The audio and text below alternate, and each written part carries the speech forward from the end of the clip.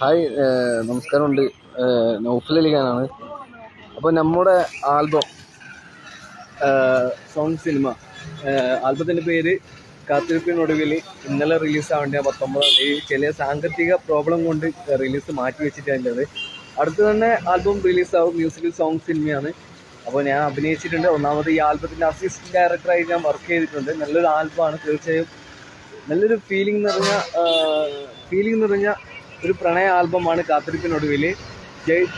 Logic മീഡിയയിലൂടെയാണ് album റിലീസാകുന്നത്. അപ്പോൾ എല്ലാവരും album കാണണം. കഴിയുന്ന പരമാവധി നിങ്ങൾ എല്ലാവരിലേക്കും ഷെയർ ചെയ്ത് എല്ലാവരും ആൽബം കാണാൻ പറയണം. കാത്തിരിപ്പിനൊടുവിൽ ഏറെ പ്രതീക്ഷയുള്ളൊരു വർക്കാണ്. ഞാൻ അഭിനയിച്ചതിൽ നിങ്ങൾ കാണാൻ പോകുന്ന നല്ലൊരു വർക്ക് തന്നെയായിരിക്കും കാത്തിരിപ്പിനൊടുവിൽ.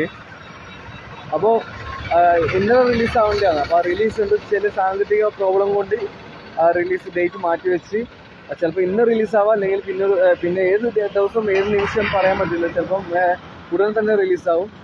അപ്പോൾ എല്ലാവരും കാണണം, സപ്പോർട്ട് ചെയ്യണം.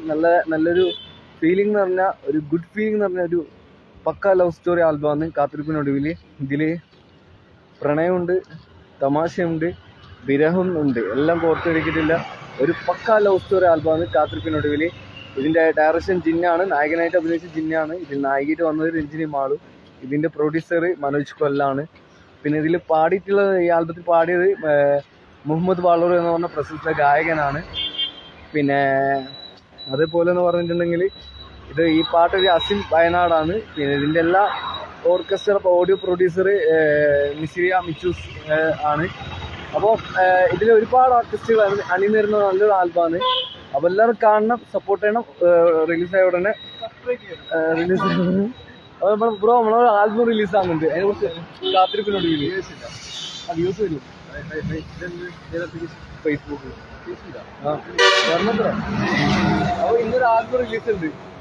എല്ലാവിധ ആശംസകളും സപ്പോർട്ടിനും എല്ലാവരും സക്സസ് ആവും. Thank you bro. അപ്പോൾ ഇന്ന് ഉടനെ തന്നെ റിലീസാവും. എല്ലാവരും കാണാൻ സപ്പോർട്ട് ചെയ്യാം. Okay, thank you.